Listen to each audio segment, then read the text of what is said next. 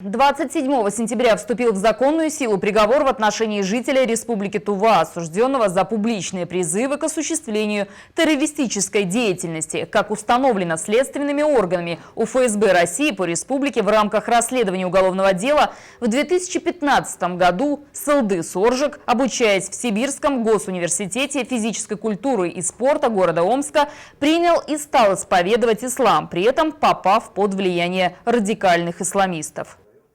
Сылдыс Оржик, являясь активным пользователем социальной сети ВКонтакте, на своей электронной странице разместил материалы, в которых публично призывал к осуществлению террористической деятельности и оправдывал деятельность международной террористической организации, которая запрещена на территории Российской Федерации, Исламское государство.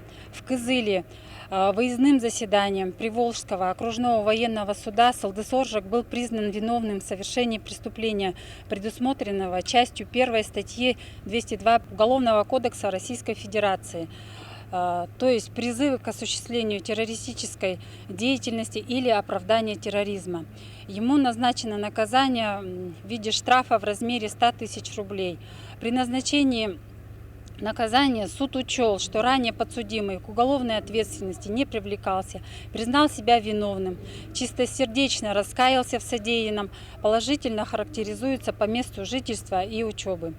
В этой связи обращаем внимание граждан, которые располагают информацией о признаках подготовки и совершения террористических актов, на возможность сообщить данные сведения по телефонам оперативных служб. Это первое уголовное дело в Туве в отношении местного жителя, который принял ислам во время учебы за пределами республики и призвал к осуществлению террористической деятельности через соцсети. Напомним, в Туве в 2015 и 2016 годах выносились приговоры по уголовным делам в отношении уроженцев Таджикистана и Кыргызстана, которые принимали участие в деятельности террористической организации.